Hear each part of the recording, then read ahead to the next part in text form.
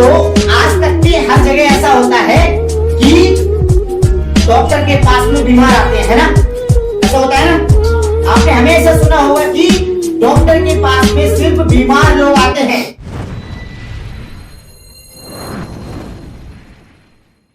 तो ऐसा मत सोचना कि आपको कोई इसमें बेइज्जती है या कोई दिक्कत आप परमेश्वर के लिए कर रहे हैं, तो बिल्कुल कोई इसमें बुरा या भला मानने वाली बात नहीं है। तो आप परमेश्वर के लिए कर रहे हैं। और ये ना देखें मेरे पास खड़ी हुई बहन क्या कह रही है, मेरे पास खड़ा हुआ भाई क्या कह रहा है।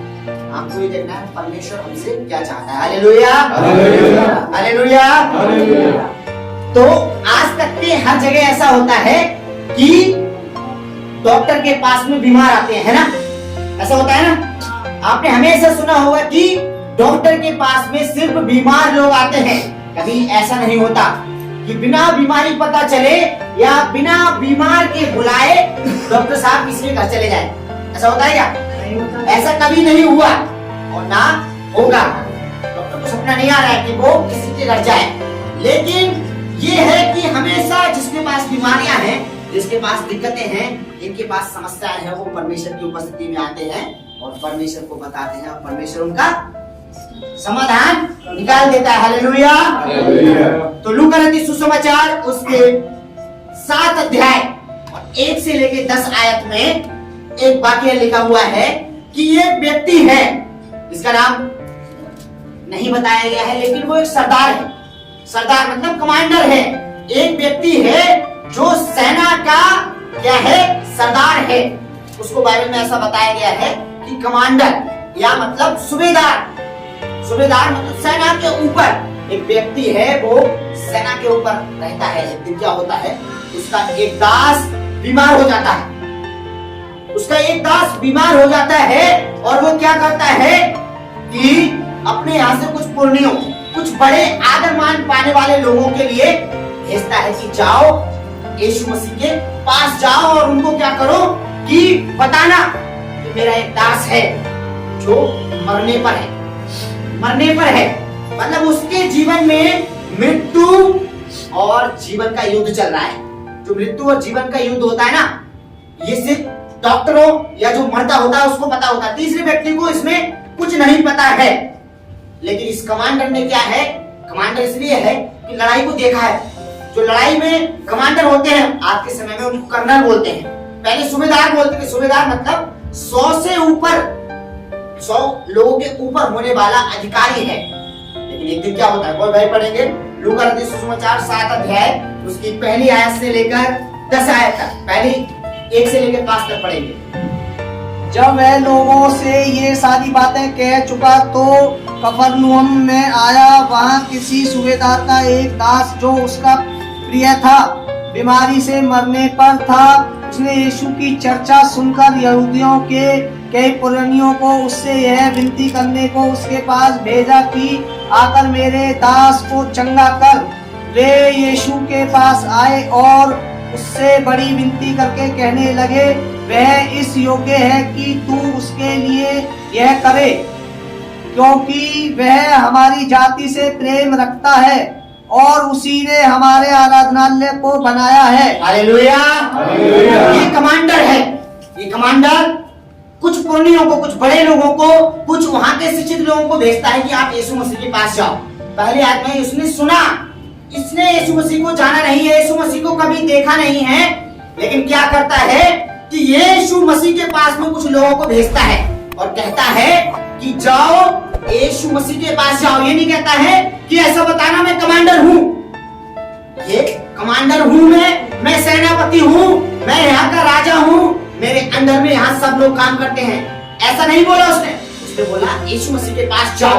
और ये लोग यीशु मसीह के पास जाते हैं और यीशु मसीह से कहते हैं, प्रभु हमारा एक मालिक है, हमारा एक अगुआ है। उसका क्या है कि उसका एक प्रिय दास, दास मतलब नौकर, एक उसका प्रिय नौकर जिससे वो प्रेम करता है, वो बीमारी से है। और बीमारी पता कितनी भयंकर है कि वो मरने पर है, जीवन और मृत्यु के बीच में है। तो वो लोग उसके पास आते हैं और यीशु मसीह से कहते हैं, प्रभु वो व्यक्ति बहुत अच्छा है, प्रभु वो व्यक्ति इतना बढ़िया है कि एक तो वो हमारी जाति के हम लोगों से प्रेम करता है, दूसरा उसने क्या किया है कि हमारे बच्चों के लिए, हमारे लिए आराधनालय बनवाया है। आराधनालय मतलब प्रार्थना करने का भवन।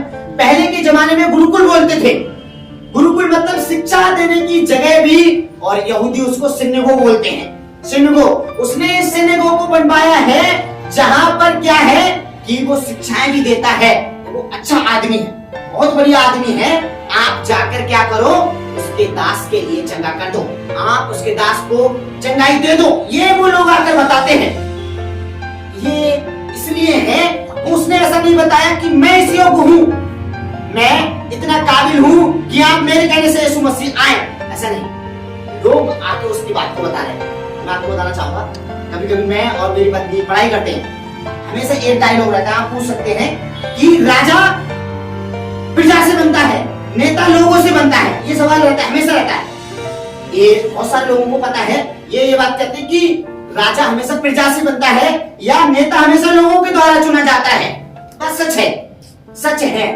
लेकिन लोग भी तो जीवन में हमारे देखते हैं, लोग भी तो आपके जीवन में देखते हैं। आप जिन लोगों के बीच में रहते हैं, आप जिन लोगों के साथ में बैठते हैं, आप जिन लोगों के साथ में उठते हैं, तो क्या होता है, वो लोग आपके जीवन को देखते हैं। इस व्यक्ति ने अपने नौकरों से, अपने बोलने से ऐसा कुछ नहीं बोला कि मैं अधिकारी हूं, मेरा ऑर्डर है कि तुम जाओ, मेरा ये ऑर्डर है कि अभी यीशु मसीह को यहाँ फौरन बुलाया जाए क्योंकि मैं यहाँ का अधिकारी। ऐसा नहीं बोला, इसने बोला प्रभु, इसने पता क्या बोला था, छठी आत्मा ने, प्रभु मैं इस योग्य भी नहीं हूँ, मैं इस योग्य भी नहीं हूँ कि तू मेरी छत के तले आए।